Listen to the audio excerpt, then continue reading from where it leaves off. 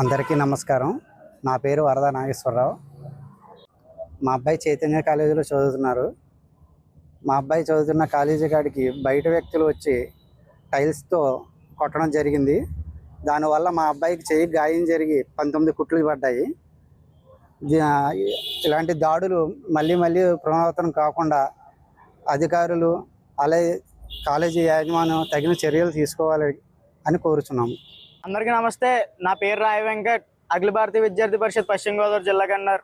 ఈరోజు భీమవరం శాఖలో ఏదైతే చైతన్య కళాశాలలో చదువుతున్న ఇంటర్ సెకండ్ ఇయర్ విద్యార్థిని బయట అల్లరిచిల్లరగా తిరుగుతున్న వ్యక్తులు వచ్చి ఆ విద్యార్థిపై దాడి చేయడం జరిగింది.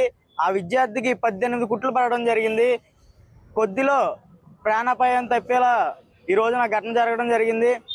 ఇదే కాదు, ఈ ఒక్కచోటే కాదు, చూసుకుంటే ప్రతి విద్యా సంస్థల దగ్గర, ప్రతి స్కూళ్ళ దగ్గర, పాఠశాల దగ్గర ఇదే విధంగా దాడులు కానీ లేకపోతే న్యూసెన్స్ చేయడం కానీ ఇటువంటి ఘటనలు జరుగుతున్నాయి.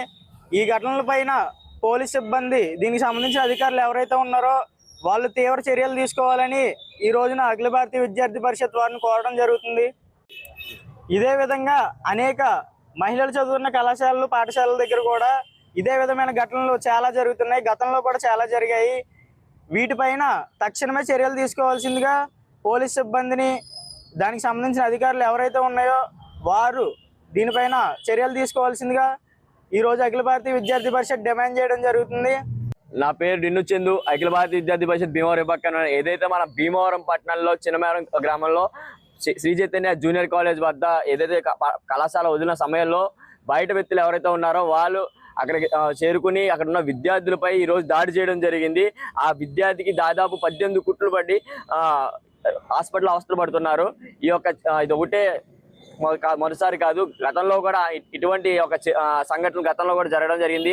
ఆడపిల్లల వెంటబడి ఆడపిల్లలను ఏడిపించడం, తర్వాత విద్యార్థులను కొట్టడం, విద్యార్థుల దగ్గర డబ్బులు లాక్కోవడం, ఇటువంటి విషయాలు కూడా, దుర్ఘటనలు కూడా గతంలో జరగడం జరిగింది.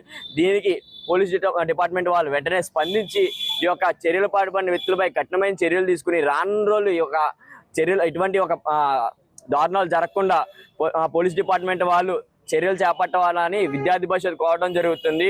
అదేవిధంగా ఇది ఒకటే కాదు, ఏదైతే ప్రభుత్వ బాలికల పాఠశాలలు ఉన్నాయో ఆ పాఠశాలల దగ్గర కూడా ఇటువంటి ఒక పోకిరి ఎదవలు ఎవరైతే ఉన్నారో వాళ్ళు అక్కడ చేరుకుని ఆడపిల్లలను ఏడిపించడం, వాళ్ళ వెనకాల పట్టడం ఇటువంటి జరుగుతుంది. అక్కడ పెట్రోలింగ్ చేసి ఈ యొక్క చర్యల్ని ఈ యొక్క ఏదైతే పాల్పడుతున్న చర్యలను అరికట్టాలని విద్యార్థి పరిషత్ డిమాండ్ చేయడం జరుగుతుంది. భారత్ మాతాకి జై. చరిత్ర సృష్టించినోడు